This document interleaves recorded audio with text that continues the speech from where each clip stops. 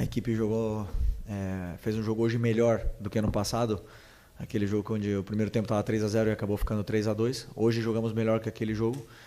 Porém, não conseguimos concretizar as nossas oportunidades de gol. Eles tiveram um contra-ataque, fizeram, né? E depois tiveram alguma outra possibilidade de contra-ataque, mas, como eu sempre digo, nós escolhemos a forma de jogar e nem sempre vamos ganhar, mas essa é a forma que eu quero. Esse é o estilo que eu quero ver meu time, pressionando, deixando o adversário em dificuldades, que o adversário não consiga tirar a bola do Flamengo, que nós sejamos os protagonistas do jogo.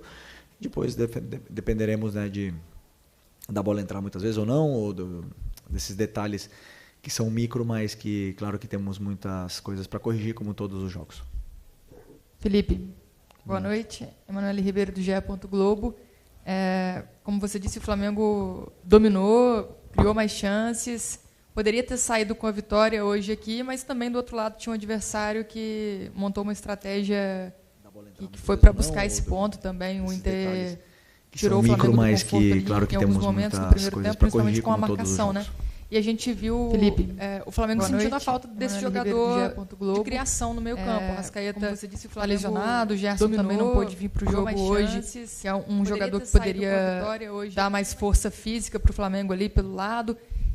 Sem o Arrascaeta, o Alcaraz emprestado, como que o Flamengo vai buscar uma solução para essa criação ali no meio de campo? O que você acha que dá para fazer no elenco? Hoje você foi com 4 atacantes para o jogo, mas o que você acha que dá para fazer com esse elenco nessa questão do meio campo ali? Estou bem servido. Tinha inúmeras possibilidades para começar o jogo. É verdade que a data FIFA é complicada, porque os jogadores chegam... por exemplo, o exemplo do Plata chegou com 2 jogos 90 minutos e com duas viagens de 7 ou 8 horas, né? Então, chegou sem condição de jogo. Gerson, Arrascaeta, todos esses. Mas quando falta um jogador, a gente sente falta. Claro que sente falta. Sentimos falta do Vinha, sentimos falta do Pedro, sentimos falta de todos os jogadores, porque o grupo todo disponível é mais forte. Quando falta uma peça, é uma peça a menos que nós temos para poder vencer. Mas os jogadores que entraram em campo, eu estava com plena convicção de que iam fazer um grande jogo, que iam fazer tudo que o treinador pedisse para eles, e eles fizeram. É verdade que não tinham jogado juntos ainda, e alguns até em funções um pouco diferentes, mas que fizeram perfeitamente. E você bem disse, diante de um grande adversário, que não veio para empatar. O Inter veio para vencer o jogo.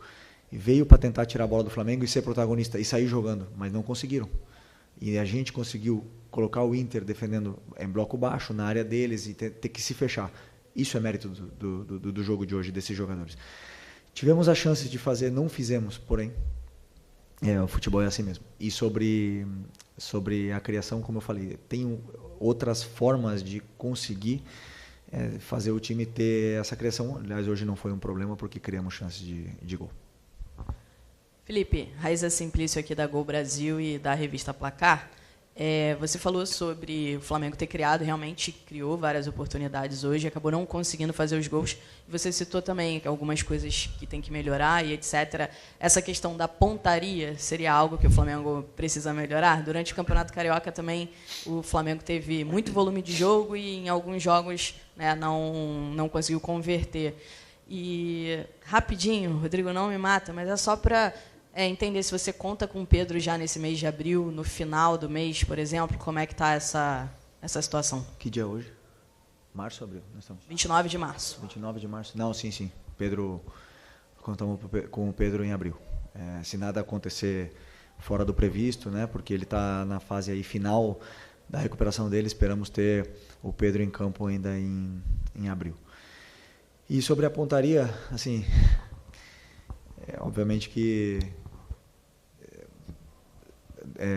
os atacantes vivem de números de gols e durante a temporada passam por altos e baixos, né, nesse quesito tá fino na frente do goleiro, tá frio e tá mais gelado, né? Esses atacantes precisam desses gols para se soltar e poder criar. Então vão ter dias que assim a bola não vai entrar, como foi hoje, que o Juninho teve 2 ou 3 chances, O Wallace também teve duas chances, se eu não me engano. Não lembro se o Bruno teve alguma, mas eles vão ter chances e vão ter dias que eles vão converter até as mais difíceis e vão ter dias que as fáceis não vão entrar.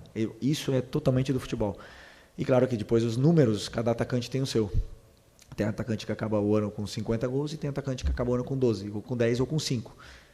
Então isso é muito natural dos jogadores de frente, e o que eu como treinador posso fazer é, como eu sempre falo, levar eles até essa zona, tentar com que eles tenham essas oportunidades de gol e convertam, né? E dar treino para eles e soluções para eles poderem melhorar a pontaria, mas não me preocupa. Felipe, boa noite. Natália, Rádio Roquete Pinto e também Damas do Esporte. A gente viu o Wallace Ian entrando, né, no segundo tempo, dando muita movimentação de jogo, né? Ele teve ali oportunidades até mesmo de ampliar o placar. Ele é um jogador jovem que veio da base, você vem utilizando ele, acabou sendo o artilheiro do Flamengo no Campeonato Carioca. Eu queria saber como você enxerga o potencial dele, o futuro dele dentro dessa temporada. O Wallace é um jogador que tem muita ambição, tem muita vontade de vencer, e quando ele entra no campo a gente nota isso, né? Ele faz até mais do que às vezes a gente pede. Conheço muito bem ele, vem melhorando muito, vem treinando muito bem, e me dá confiança nos treinos de que eu posso contar com ele. E hoje demonstrou isso, que ele é um jogador importante no plantel, né? Aqui mais uma peça de ataque que nós temos e que o Flamengo fabricou. Então conto com ele, é um jogador importante para mim. E se não tiver minutos aqui, vai ter minutos no sub-20, porque ele precisa continuar se desenvolvendo, mas, por exemplo, quando na falta dos atacantes, é um jogador confiável e perigoso na parte ofensiva. Boa noite, Felipe. Alano Fonseca, da Mosaico. Então, hoje você enfrentou um adversário que ele utilizou uma linha de 5 muito bem montada. E como você falou, veio para ganhar, acabou levando empate. E eu queria também entender se a substituição que você colocou Cebolinha em Plata foi realmente com o intuito de abrir mais o campo e buscar o resultado. Desculpa, hoje eu estou com a garganta. A primeira pergunta foi? Porque o Inter estava usando a linha de 5. Sim. Então, o Inter não joga com linha de 5, né? Mas hoje jogaram com linha de 5. E às vezes o treinador não prevê, não espera essas mudanças, né? Mas com as peças que a gente tinha no campo, conseguimos nos readaptarmos rápido e tentar fazer essas chances para poder vencer o jogo. E o Inter fez isso ano passado aqui no jogo. O Fernando ele tem esse costume de entrar na linha para defender com a linha de 5, e no segundo tempo ele ficou, do ano passado, tá? Ele ficou já desde o começo do segundo tempo nessa linha de 5 para parar esse nosso ataque. Uma escolha do treinador adversário, nosso time se adaptou rápido e bem sobre essa situação, e fomos dominantes, né, dominadores do jogo, mas não posso estar aqui falando, né, porque não ganhamos o jogo, mas eu não analiso o resultado, eu analiso o que eu vi no campo. E o o campo me diz é que dominamos o encontro, infelizmente não conseguimos o resultado. E desculpa a outra.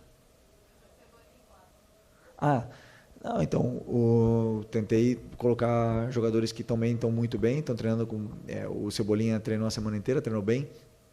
E o Michael, como eu estava pedindo para ele jogar por dentro, e aí eu imaginei que já estava também cansado, está voltando de lesão. Uma lesão grande, quis também dar esses minutos para ele e acreditava que a entrada do Cebolinha ia potencializar mais o nosso ataque, e entrou bem. E o Plata, como eu falei, chegou exausto da viagem, não tinha condição de jogo, né? Foi recomendado que ele não jogasse. E aí a opção dele era por 30 minutos, e aí eu decidi por tirar o Luiz, que estava com um golpe na perna e já estava dando sinais de que não estava conseguindo estar solto no campo, né? Mas também poderia ter colocado o Plata de atacante, ter tirado o Juninho, por isso que eu falo que essas opções eu tenho na falta dos meias que vocês citaram antes. Mas o intuito foi, claro, foi vencer o jogo. Até a última substituição do Ayrton, e deixando o Alex de zagueiro, foi pensando em poder atacar pela lateral. Felipe, você me deu um gancho para a pergunta que eu ia fazer em relação ao Alexandro. Renato Gaúcho costumava brincar com o Soares, que ele passava o DVD, né, para o Soares, para aprender com ele sobre essa função de atacante. Eu estou numa brincadeira. Você meio que tentou replicar o que você fazia com o Alexandro hoje, nessa mudança, nesse ajuste para o segundo tempo, de trabalhar um pouco mais por dentro. Como é que você está imaginando essa dinâmica dele, principalmente nesse jogo de hoje, né? Talvez a impressão que ele tenha atuado um pouco mais centralizado, fazendo esse meio campo. Se você tem algum também um prognóstico em relação ao Léo Pereira. Não, eu não posso dar meu DVD para o Alexandro, porque o DVD dele é bom, hein? Não tenho muito para ensinar ali, porque é um jogador dos grandes. É um jogador dos grandes. E não é que eu coloquei ele por dentro. Eu tenho dinâmicas de ataque e faço esses automatismos onde eles têm que ocupar as posições, né? E o Alex, ele ocupa muitas vezes a posição por dentro, mas basicamente era para ele estar aberto, só que eles se entendem bem e acabam trocando as posições em alguns momentos, e ele acaba participando do jogo por dentro porque ele também tem qualidade para fazer e faz muito bem. Então, esse foi o pensamento. E o Léo Pereira, não sei, um golpe muito forte no joelho, está com dor e não conseguiu acabar o jogo, e espero que não seja nada grave, porque Léo, altíssimo nível. Felipe, boa noite. Boa noite. Essa semana a gente teve o Dorival sendo demitido na seleção e o seu nome foi muito citado na imprensa como possível substituto do Dorival na seleção brasileira. A gente sabe que a sua cabeça está aqui, o foco está aqui, mas não tem como a gente não perguntar. Até o presidente BAP falou que se fosse meu filho, eu falaria para o Felipe que não é o momento. Eu queria saber a sua opinião, como é que foi ter que lidar com isso essa semana, acompanhar essas notícias, como é que você está acompanhando tudo isso? Como é que a gente sabe que você está focado aqui, mas comentar como é que foi a sua semana. Não, minha semana foi Inter, totalmente estudando e analisando e trabalhando e treinando sobre o Internacional de Porto Alegre. E assisti o jogo da seleção, fiquei muito triste pelo Dorival, porque é um grande amigo, tenho um carinho muito grande, um respeito muito grande por ele, porque ele me ajudou muito. O Dorival me ajudou muito, desejo muita sorte, sucesso, e não tenho dúvida que em breve nos estaremos enfrentando aí nos campos. E você mesmo respondeu a pergunta, o que é a realidade? A realidade é a minha semana de trabalho contra o Internacional. E vocês me conhecem, eu tenho um contrato com o Flamengo. Não tenho mais. Agora a única coisa que eu penso é na Libertadores, Táchira. É a única coisa que passa na minha cabeça, mais nada. Boa noite, Felipe. Léo José do Coluna do Fla. Já aproveitando o final da resposta sobre o Táchira, esse primeiro jogo do Brasileirão contra o Internacional já se mostrou um nível de competitividade um pouco diferente do que a gente viu no Campeonato Carioca. E agora a gente vai ter um Flamengo e Táchira na quinta-feira. Esse jogo contra o Inter, ele já deu para testar algumas formas de jogo já de olho no Táchira, ou o jogo contra o time da Venezuela vai ser tudo traçado do zero? Eu nem sei como eles jogam. Nem sei que sistema eles jogam. Nem conheço nem os nomes dos jogadores ainda do Táchira. Essa semana amanhã de manhã eu vou começar a estudar eles. O nível do brasileiro é muito diferente. Mas nós tivemos 8 clássicos no último mês e meio. Então a gente se preparou bastante para esse momento, mas o nível do brasileiro esse jogo de hoje aqui é alto nível. Então, por mais que a gente queira preparar muitas vezes, né, um adversário, quando vem jogadores como Alan Patrick, Wesley, Valência, Borré, o nível nível Europa. Esses jogadores são muito grandes, muito bons, e é difícil de jogar o campeonato. Então agora queríamos muito ter vencido esse jogo em casa, não conseguimos, porém são 38 rodadas, é um campeonato longo e vence o melhor e o mais regular. Então é importante que sejamos sinceros com o que foi feito, nós dentro do nosso vestiário sejamos sinceros com o que foi feito no jogo. Se tivesse ganhado o jogo, jogado mal, teremos que ser sinceros com a gente mesmo, porque temos que sempre estar evoluindo, melhorando para poder tentar ir em busca desse campeonato. E a partir de amanhã, Táchira. Boa noite, Felipe. Bruno Castanha, Rubro News TV e também B2 na área. Eu queria perguntar para você hoje especificamente do Bruno Henrique. O Bruno Henrique hoje jogou numa função diferente, mais como meio, jogando atrás do Juninho, com bola e também sem bola na marcação e não na primeira linha ele também marcando o Fernando, principalmente no primeiro tempo, nessa série de bola. Eu queria que você falasse para mim o que você pensou em relação ao Bruno Henrique nessa posição. Obrigado. Primeiro, o Bruno fez um treino comigo. Esse jogador esse cara é muito diferente. Esse cara é muito, muito diferente. E aí eu conversei com ele hoje, pedi se ele tinha condições, se ele queria, né, se ele estava em condições, se ele se sentia confortável de começar o jogo e quanto tempo mais ou menos ele poderia aguentar. E falou que estava à plena disposição da equipe e isso o treinador valoriza muito, porque um cara que vem de lesão poderia perfeitamente se proteger e falar, não, vou esperar mais um pouco com medo de ter algum problema, e não, ele colocou o corpo dele a serviço do... como ele sempre faz, não é nenhuma novidade para a gente, né? Então, pensei em colocar ele nessa função que ele fazia já com o Jorge Jesus, com 2 atacantes, e vindo buscar, como o Michel fica mais alto, ele vindo buscar a bola no pé, e o Juninho dando a profundidade. Então, ele sabe fazer, ele já fez, ele jogou com 2 atacantes todo 2019, e ele tem esse ataque ao espaço também que é muito bom, né? Mas o Inter tem uma qualidade defensiva também importante, sabiam que ele tinha esse poder ofensivo no espaço e conseguiram neutralizá-lo. No segundo tempo, já ficou mais alto com o Michel por dentro, e aí ele senti ele mais solto, né, um pouco mais, assim, para mim fez um grande jogo, um grandíssimo jogo, e sobre a pressão, não é que ele estava com o Fernando, ele e o Juninho tinham que pressionar, só que eles, em determinados momentos ia o Juninho, outros ia ele, e acabamos pressionando um time que é difícil de ser pressionado, muito difícil de pressionar o Inter. O Inter são poucos adversários que tiram a bola do Inter, então tem mérito nesse sacrifício dos jogadores. Felipe, boa noite. Boa noite. Felipe, tem uma questão que está preocupando muito a torcida, acredito que está preocupando você também, é a questão da coxa. A gente tem o Danilo, o Gerson, o Bruno Tava, o Cebolinha, o Michael. São alguns jogadores que tiveram problema na coxa nesse começo de temporada. Queria saber de você se você fez uma reunião com os seus preparadores físicos, com o departamento médico, para poder entender o que pode estar acontecendo e se vocês já conseguiram encontrar um diagnóstico para poder resolver esse problema. As lesões do futebol, 70% delas são posterior de coxa.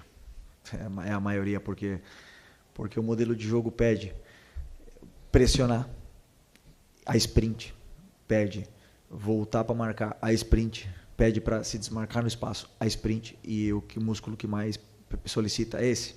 Tivemos 8 clássicos em 12 jogos. Então, além do físico, tem o mental. E esses jogadores, o que eu mais admiro neles é que eles não guardam nada. E as lesões vão acontecer. E é o risco que eu corro, pedindo para eles jogarem assim, eles fazem. Tem jogadores que têm mais predisposição, outros que têm menos. Tem jogadores que conseguem jogar toda a temporada e apenas ter algum problema físico. Tentamos dosar a carga, mas não controlamos tudo. E às vezes eles fazem algumas ações onde acabam sentindo. A única lesão que foi grande foi a do Michel. A única dessas todas. Todas as outras foram, assim, edema, grau 1, que é uma sobrecarga. Só que tiram um jogador aí 10 dias, 2 semanas dos gramados, infelizmente, mas estamos trabalhando, claro, para poder... Eu acredito que agora com a sequência de jogos até melhore isso e eles se condicionem cada vez melhor para poder ajudar a equipe. Aqui, Felipe, boa noite. Marcos Martinho, do canal da QSRN. Você comentou sobre que qualquer desfalque realmente enfraquece a equipe. O Flamengo sente a falta do Vinha, do Pedro, e hoje sentiu, acho que, principalmente as ausências do Gerson e do Arrascaeta, que são os principais meios de criação do Flamengo atualmente no plantel. Você identifica ou considera que o Flamengo talvez necessite de mais meias com essas características no plantel para poder repor as ausências deles? O que eu posso te dizer é que o Flamengo precisa e está fazendo, estar atento sempre ao mercado para poder sempre trazer aqui jogadores nível Flamengo, para poder elevar mais ainda o nível da equipe. Não só estamos olhando meias, nós estamos olhando volantes, zagueiro, laterais, meias, atacantes, pontas em todas as posições para poder sempre elevar o nível da equipe. E posso te garantir que estão trabalhando muito bem, né? Muitas horas. Mas, como eu falei para vocês também, que dentro desse próprio elenco estamos bem servidos. Felipe, Fábio Barcelos, Família da Nação, boa noite. No ano passado, o Flamengo venceu o Campeonato Carioca e a temporada seguinte, né, aliás, a mesma temporada, o restante das competições não foi bom. De que maneira você vai trabalhar a mente, o mental desses jogadores para dizer para eles o que você dizia durante o Campeonato Carioca, que a temporada começa nesse momento, agora, que o Campeonato Carioca foi só uma pré-temporada? Ano passado ganhamos o Carioca e não ganharam, né, o Brasileiro, ganhamos a Copa do Brasil. Em 2019 ganhou o Carioca e ganhou Brasileiro e Libertadores. Em 2020 ganhou o Carioca e o Brasileiro. Em 2021 não ganhamos nada. Então, assim, cada ano é um ano diferente, não tem nada, mas o que eu falo para eles é justamente isso. Agora começou a temporada para a gente. Por incrível que pareça, 8 clássicos, 2 finais, tudo isso, e o ano começa agora. Então já tem jogadores aqui que já tem um desgaste grande de seleção, de sequência de jogos, e o ano começa hoje. E infelizmente depois da data FIFA, né, que chegamos aí nesse... que não é fácil jogar depois da data FIFA, porque os jogadores estiveram se alimentando de um modelo diferente durante 2 semanas e vão chegar aqui e agora jogar do jeito que a gente joga. Não é nada fácil. Então tem muita coisa boa, e o que eu mais sinto é essa ambição que os jogadores têm de conquistar esse campeonato, e isso o treinador percebe. Eu sinto no dia a dia, na maneira deles trabalharem, então por isso que o ambiente está tão bom.